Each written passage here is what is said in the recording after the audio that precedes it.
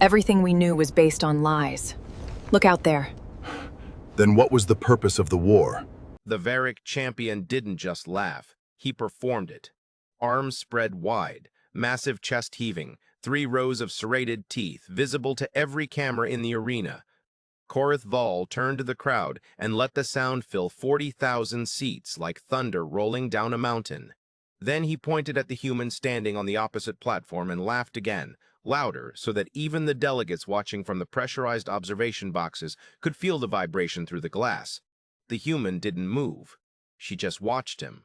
Commander Sarah Voss, 31 years old, 163 centimeters tall, weighing approximately 59 kilograms in standard gravity, stood on the platform in her plain gray uniform and watched the 8-foot, 340-kilogram Varric champion laugh at the shape of her body. In the betting markets running across 6-star systems, the odds of a human victory were listed at 1 to 4,700. Nobody had bothered to set a line for human survival. The Crucible had been running for 212 years before humanity arrived at the stars. It was not, technically, a tournament. The Galactic Compact didn't officially sanction it, but every species that wanted a seat at the real table, not the ceremonial compact assembly, but the actual closed-door meetings where resource allocation, territorial rights, and military cooperation were decided. Every species that wanted that seat eventually had to participate. The rules were straightforward and brutal in equal measure. Each species sent 1 champion. The arena tested them across 5 disciplines: raw strength, tactical endurance, environmental adaptation, physiological resilience, and a 5th discipline that changed every cycle and was announced only minutes before it began. The species whose champion performed best across all 5 disciplines received preferred trade status, expanded territorial rights, and, most importantly, a seat on the Compact Security Council for the following decade. The species whose champion performed worst was assessed a resource tithe. For smaller civilizations, that tithe had historically been survivable. For larger ones, it had occasionally not been. Humanity had been invited, or rather, instructed, to participate after 14 years of contested membership in the Compact. The invitation had been delivered by Ambassador Thesic of the Varric Dominion, who had phrased it in diplomatic language that translated, more or less, to prove you belong here or pay the price for the space you're taking up. The Varric had won the Crucible 7 times in the last 12 cycles. Korith Val had won it personally in the last 2. He stood 2.5 meters tall and was constructed like something that had evolved specifically to end arguments. Commander Sarah Voss had been selected by the Joint Military Council after a process that involved 47 candidates, 11 evaluation rounds, and a final interview conducted by a committee that, according to Sarah's own description later, had asked her exactly 1 question. The question was, "What do you do when you've already failed?" She had looked at the committee for a long moment. Then she had said, "I failed again. But I failed faster the 2nd time." She was selected unanimously. The 1st discipline was strength. It was also, everyone agreed, the most transparent part of the Crucible, a pure test of physical output that was intended to establish the hierarchy before anything more complex began. The traditional format involved a standardized pressure frame, a device that measured how much compressive force a champion could generate against calibrated resistance plates scaled to the species' own body weight. Korith Val stepped into the frame and produced a reading that caused 3 members of the technical staff to quietly check their instruments. The number was 47.3 times his own body weight, the Varric record, possibly the all-time Crucible record, if the historical data on the Threk champion from Cycle 180 was as unreliable as some analysts suspected. The crowd erupted. Korith walked out of the frame with the unhurried confidence of a creature that had never once in its life questioned its place at the top. Sarah walked in. She spent 31 seconds in the frame. The number it produced was 11.8 times her body weight. By the standards of almost any other species, this was genuinely impressive. Humans, as it turned out, were disproportionately strong for their size, a product of 200,000 years of evolution on a planet that had spent most of that time actively trying to kill them. Gram for gram, a human was among the strongest organisms in the known galaxy. But gram for gram didn't fill the scoreboard. The crowd didn't erupt. The crowd murmured. Then, in the upper sections where the Varric diplomatic contingent had taken their seats, somebody started laughing. Korath heard it. He looked over at Sarah across the arena floor. And then he laughed too. The scoreboard updated. Varric 47.3x human 11.8 apiz. In the press gallery, 3 different commentators used the phrase foregone conclusion within 60 seconds of each other. Sarah walked back to her staging platform, accepted a water container from her support team, and drank half of it. Lieutenant Oren Dace, her sole permitted support staff, leaned close. "You knew that number before we got here," he said quietly. "Yes," she said. "So why do you look like you're doing math?" She handed the water back. "Because I am." The second discipline was tactical endurance. Champions were placed in a sealed environment, identical for all competitors, a standardized combat maze, and required to navigate, locate objectives, and respond to automated threats for as long as they could continue functioning. The maze had 140 rooms. Previous champions had managed to clear between 60 and 90 rooms before physical or cognitive collapse forced their extraction. Korath Veal had cleared all 140 rooms in both of his previous crucibles. It remained his most celebrated achievement. His time, 6 hours, 42 minutes, was the benchmark every subsequent champion trained against. Sarah entered the maze at 0900 local time. The feeds cut out at the arena walls. Internal runs were sealed to prevent intelligence gathering. The crowd was shown only a status indicator, rooms cleared, time elapsed, whether the champion remained active. By noon, Sarah had cleared 40 rooms. By 3 in the afternoon, she'd cleared 90. The Varric contingent was no longer laughing. They were watching the status board, with the specific quality of attention that high-stakes gamblers develop when a number starts moving in the wrong direction. At the 6-hour mark, she had cleared 112 rooms. Still 8 hours to Korath's record time, but moving consistently. At 8 hours and 14 minutes, the board updated one final time, 140 rooms. Complete. Oren was standing when she came out. His expression was doing several things at once. Sarah looked pale and walked slightly carefully, the way people do when they're aware that their legs are considering resigning. She had a cut above her left eye where something in room 97 had caught her off guard.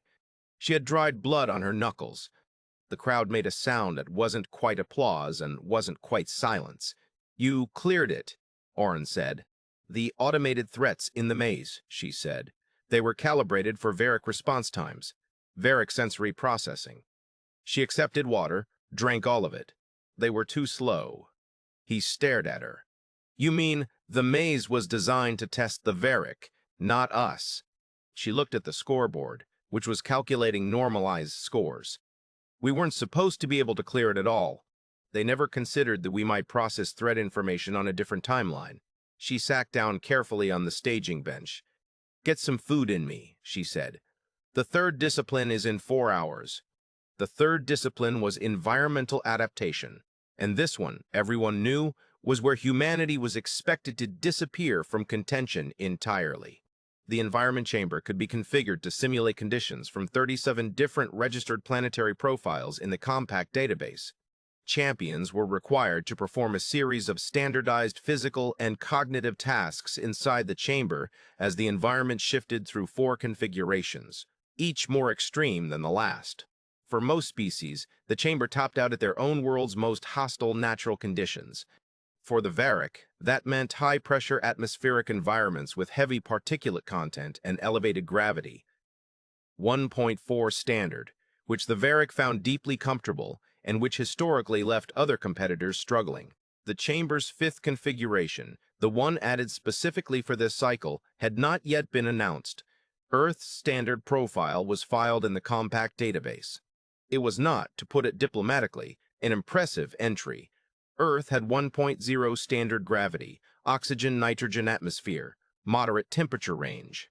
A warm, wet little world with nothing obviously exceptional about it. When the Varric xenobiologists had first reviewed the planetary data, one of them had reportedly asked if the entry was complete, because it seemed to be missing several categories that should have contained data. The environmental coordinator for the Crucible, A Tusian named Vrel, who had run the event for 6 cycles and claimed to be professionally impartial, announced the chamber sequence for the human run. Configuration 1, Terran Standard, a formality. Configuration 2, high humidity, elevated particulate, 35 degrees Celsius, the conditions of an Earth tropical zone. Still a formality. Configuration 3, reduced oxygen atmosphere, 4,800-meter altitude equivalent, still technically within Earth normal range. Configuration 4, elevated gravity, 1.8 standard. At 1.8 G, the Varrock were comfortable. Most species were not. The human biological record for sustained function at 1.8 G was not well documented in compact databases. There was some data, but it was fragmentary. Sarah entered the chamber. She moved through configurations 1 and 2 without visible difficulty. The tasks, object manipulation, problem-solving under time pressure, a series of coordination exercises, she completed at a pace that the timing systems recorded as slightly faster than her baseline in standard conditions. Configuration 3, reduced oxygen, slowed her slightly, but not as much as the models had predicted. The compact biological assessors had flagged this during intake. Sarah's baseline blood oxygen profile had showed something that the Varrock medical officer had initially assumed was an error in the portable scanner. It wasn't an error. Configuration 4 hit, 1.8 standard gravity. For most of the non-Varrock champions at the event, this was where performance data showed sharp declines. For the Lethean champion who had competed 2 cycles ago, 1.8 G had been the point of extraction.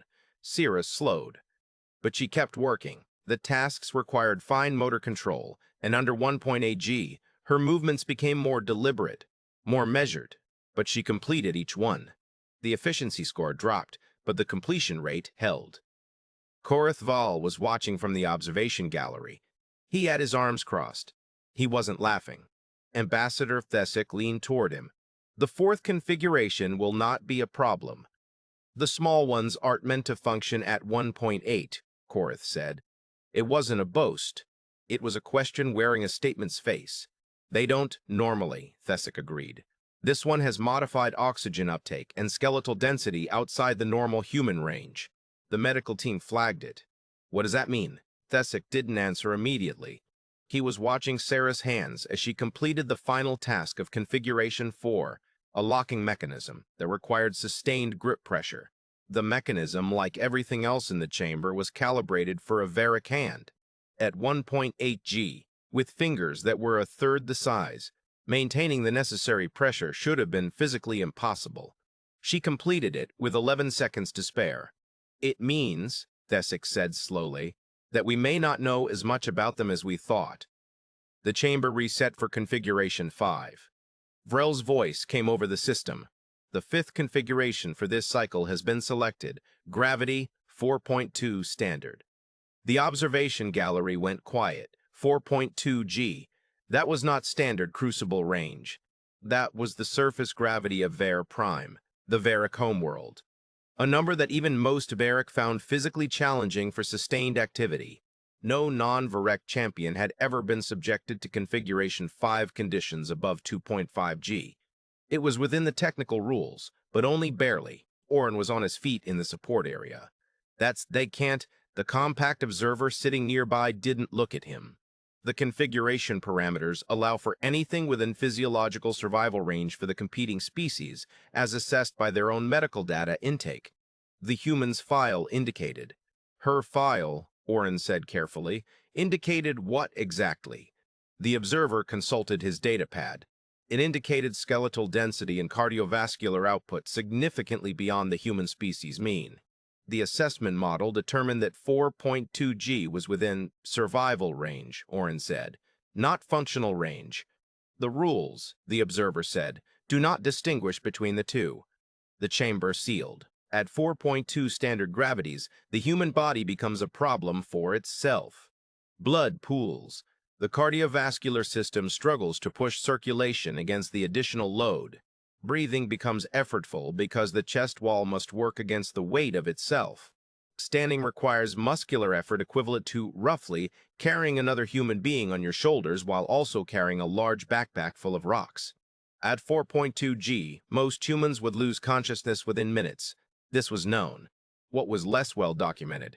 What existed only in fragmented military research reports that had been classified for reasons that were, in retrospect, becoming clearer, was what happened to a specific subset of humans who had been trained deliberately and systematically to function at elevated G-forces, fighter pilots, high-G research volunteers, and, most relevantly, the candidates from a particular military program that had begun 18 years earlier, when the Joint Military Council had looked at humanity's expected role in galactic politics and asked, quietly, a question that did not appear in any public record.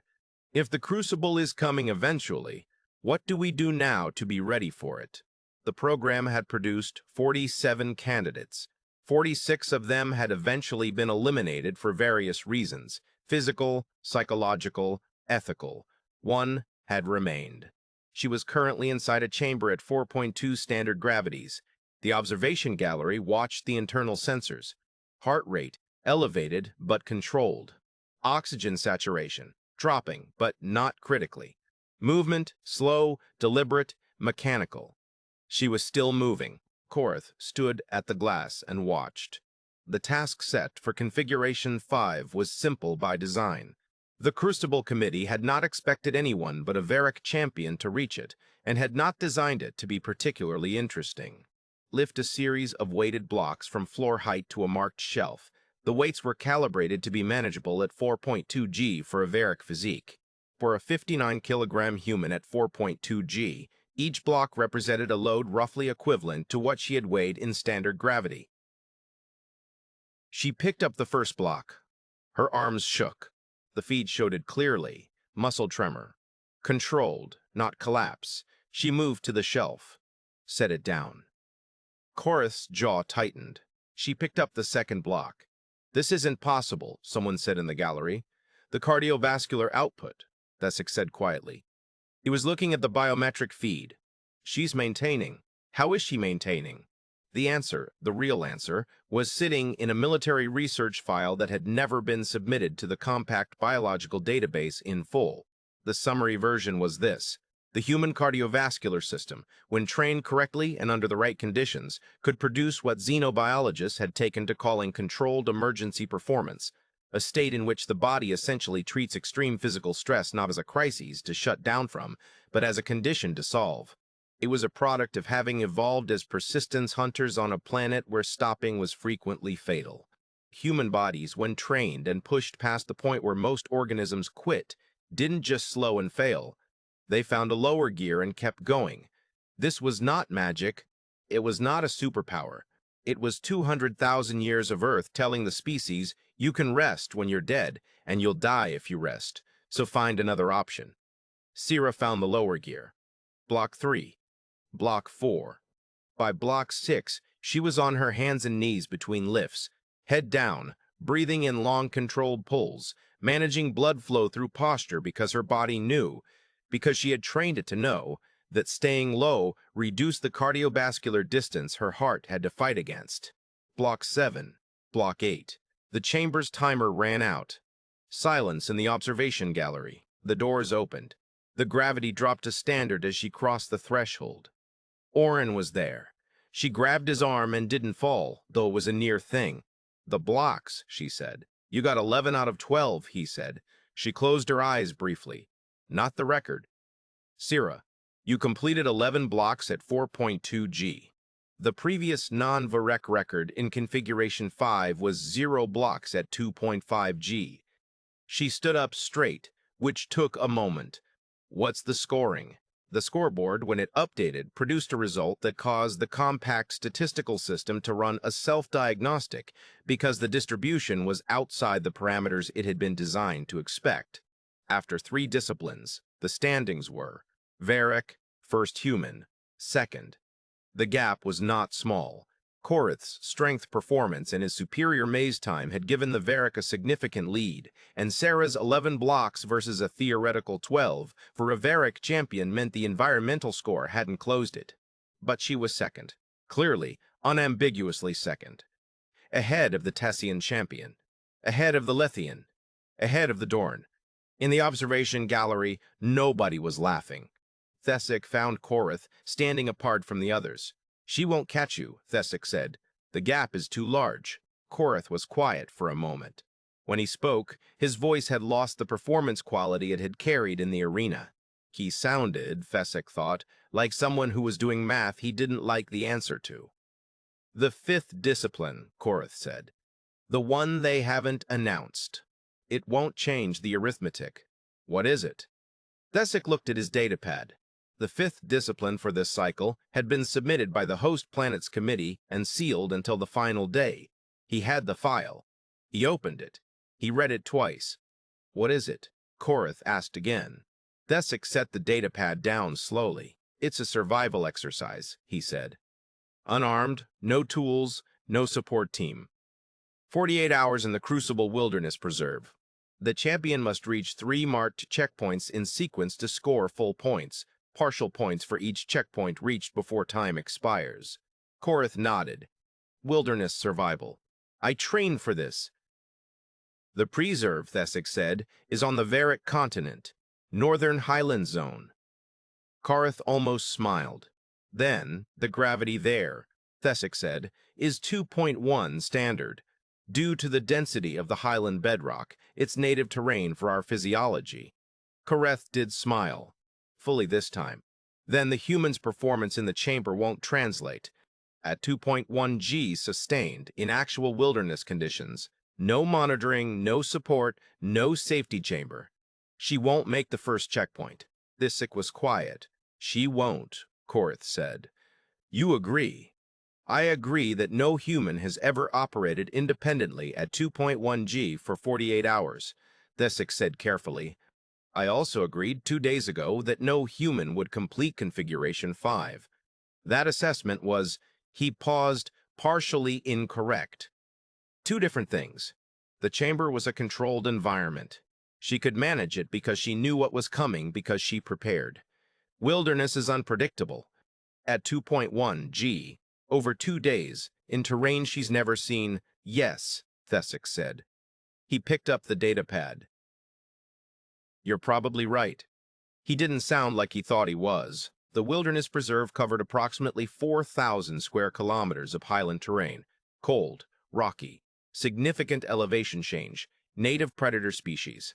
The 3 checkpoints were placed at distances that assumed Varec-level mobility at the local gravity. Checkpoint 1 was 23 kilometers from the start. Checkpoint 2 was another 31 kilometers.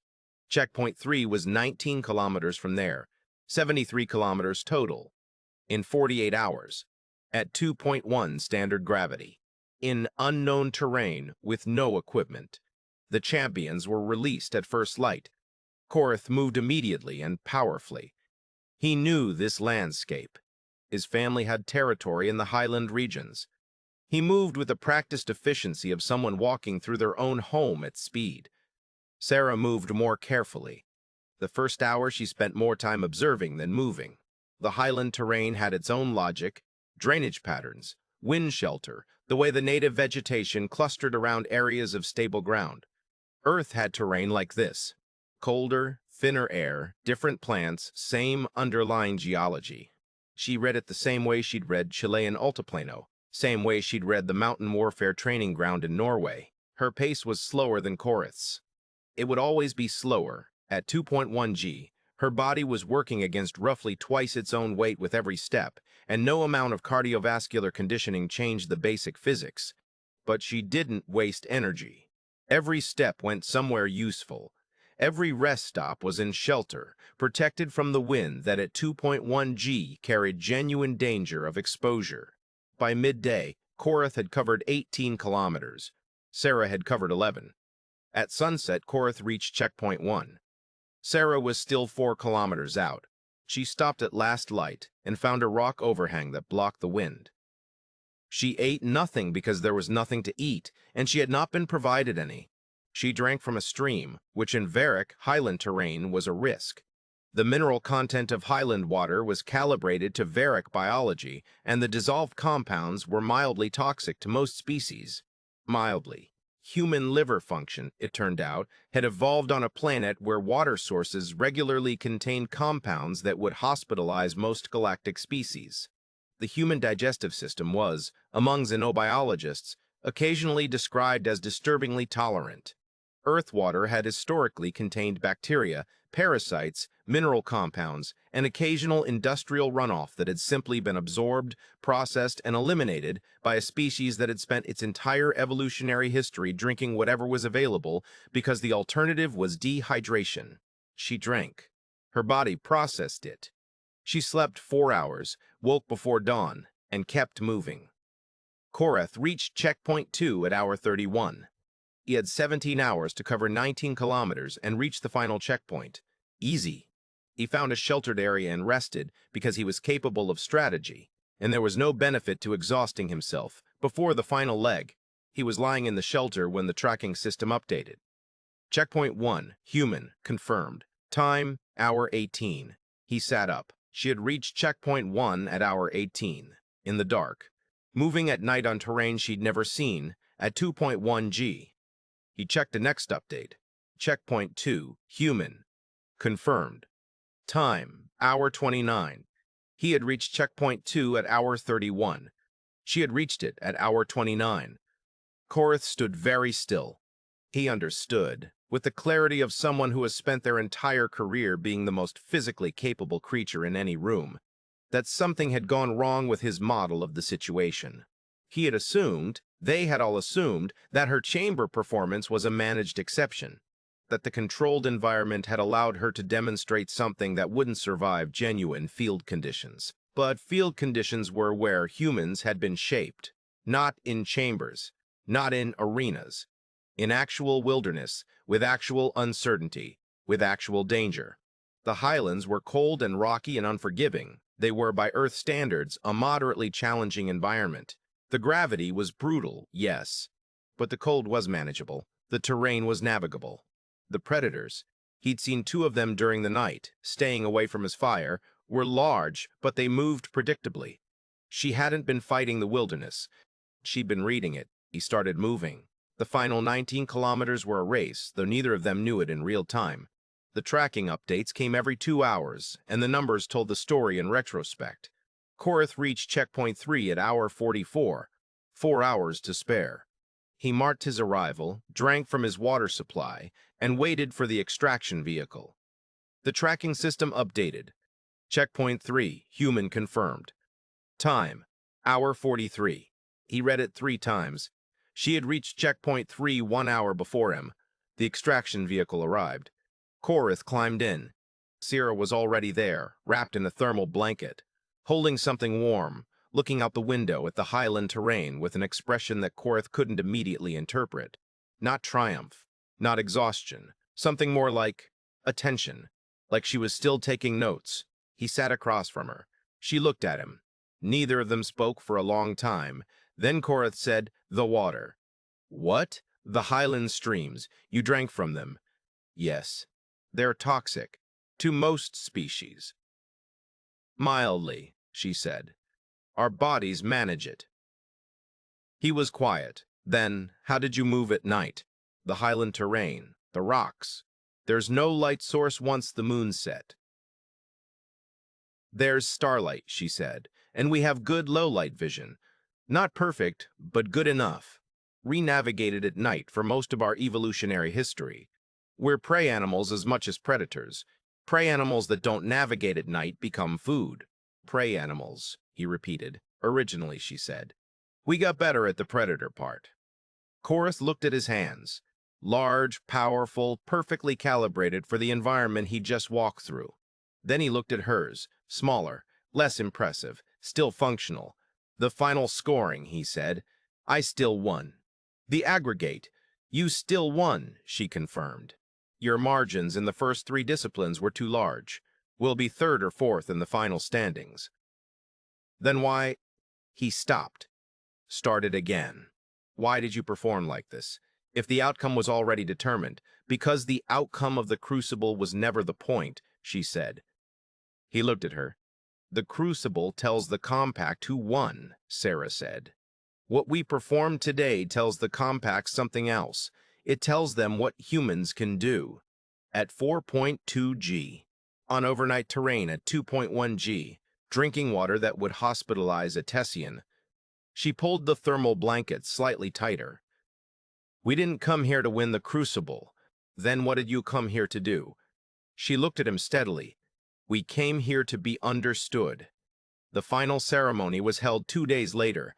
The Varric received the platinum marker of Crucible victory as expected. Korath Val stood on the highest platform and accepted the marker from the compact coordinator with the ease of someone returning to a familiar place. Humanity was placed fourth overall. There were no prizes for fourth, but in the 3 days between the end of the Crucible and the ceremony, something had moved through the compact diplomatic channels. Not a formal communication. Something quieter and more durable. The kind of information that spreads because people keep mentioning it to other people because they can't stop thinking about it. The medical data from Sarah's competition had been reviewed by the Compact Biological Assessment Office, and then, at the unusual insistence of 3 different member species xenobiological teams, reviewed again. The initial report characterized the findings as outside the standard range for the human species profile on file. The revised report, after the second review, used more careful language. It noted that the human species profile on file appeared to be significantly incomplete. The profile, it turned out, had been compiled from initial first contact observational data, humans as they presented in ordinary environments, under ordinary conditions. It had not accounted for what humans were like under extraordinary ones. Ambassador Thesic found Sarah in the reception hall the evening before her departure.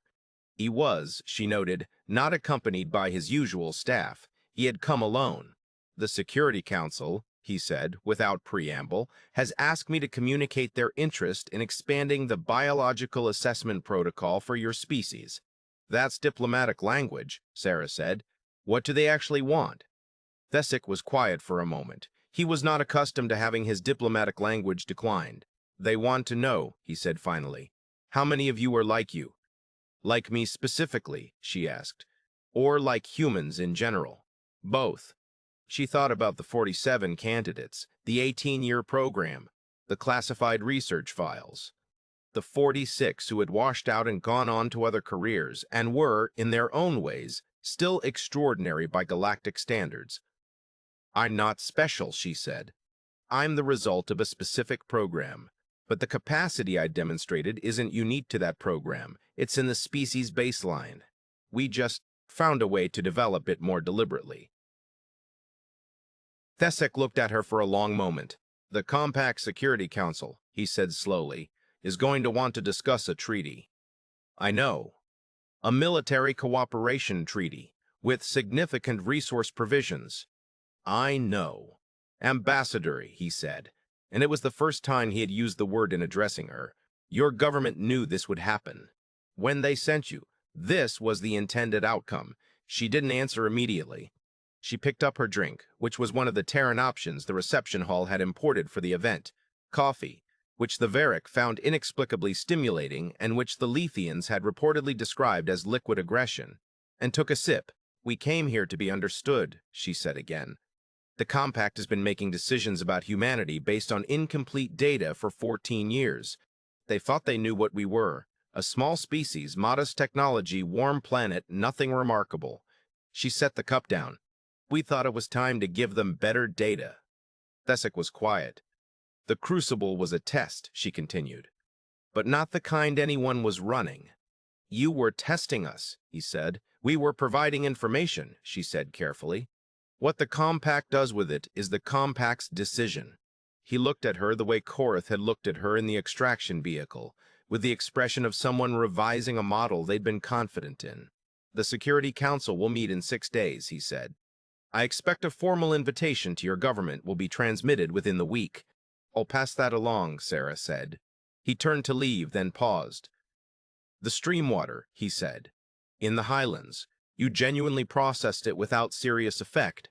Mild digestive discomfort for about 4 hours, she said. I didn't mention it at the time. Because it would have shown vulnerability. Because it wasn't relevant. I was still functional. He stood there for another moment. Humanity, he said, is going to be an interesting addition to the council. We tend to be, she agreed. She found Orin waiting outside the hall. The Highland air had turned cold at night, and he had his collar up and his hands in his pockets, standard human responses to cold that were, she'd been told, mildly amusing to species that thermoregulated differently. Thesic talked to you, he said. It wasn't a question. Treaty discussions within the week. He let out a long breath that fogged in the cold air. The council's going to be unhappy. The Security Council was always Varric-dominated. Adding a human seed changes the balance. That's the point, she said. They walked toward the transit station. The Highland city was quiet at this hour. The Varric kept different cycles, and the streets were lit by a low amber lighting that turned everything the color of old copper. Korith, Orin said. How did he take it? The final scores? Better than I expected, Sarah said. He's a serious athlete. Serious athletes understand being outperformed in a specific event even when they win overall. What bothered him more was the water. The stream water. He couldn't get past it. The idea that we just processed it. She paused at the transit stop. The night was very clear. She could see stars, which were the same stars regardless of which direction you came at them from. I think it was the first time it really landed for him, that the things that seem like weaknesses from the outside might not look that way from the inside. The thing that almost kills you becomes the thing that doesn't kill you, she said, which is different from invulnerability. We're not invulnerable. We're just experienced. At being on the edge of dying. At not quite dying, she corrected, which is its own kind of expertise. The transit car arrived smooth and silent on its magnetic track. They boarded, found seats. The city slid past them. Alien architecture designed for bodies twice her size. Amber-lit streets, a sky full of stars that included, somewhere in that direction, one yellow star orbiting which was a small, warm world with 1 g of gravity and oxygen-nitrogen atmosphere and nothing obviously extraordinary about it at first glance. Nothing extraordinary, unless you looked more carefully, unless you looked at what had crawled out of that world's oceans and kept moving. What had looked at an ice age and adapted. What had looked at deserts and adapted. What had looked at mountains and adapted. What had faced disease and predators and rivals and the grinding weight of its own violent history and kept, against all reasonable expectation, adapting. Sierra looked at the stars.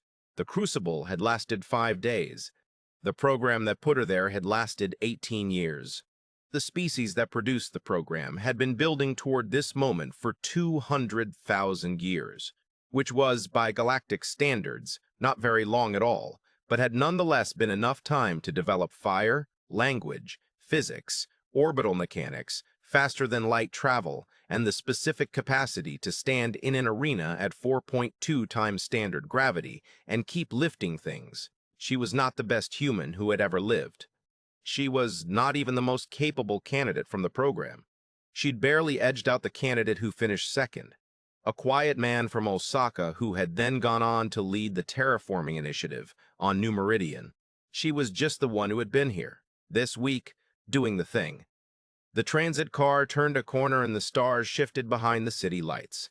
The Compact Security Council would meet in 6 days. The galaxy would begin, slowly and somewhat reluctantly, to update its model.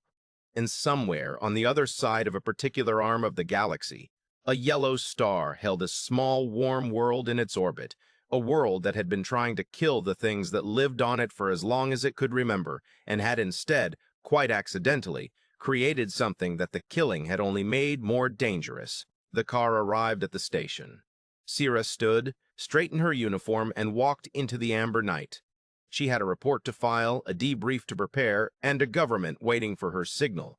And she had 4 hours before her flight. She decided to walk. The Highland gravity was 1.3 standard in the city, lower than the preserve, elevated enough that most visitors complained. The Varric moved past her with the ease of creatures in their native element. She walked alongside them at her own pace, going her own direction.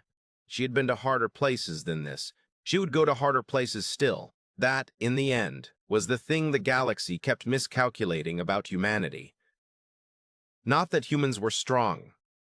Not that humans were resilient, not even that humans were clever, but that for humanity, harder had never been a reason to stop. It had always been a reason to figure out what came next.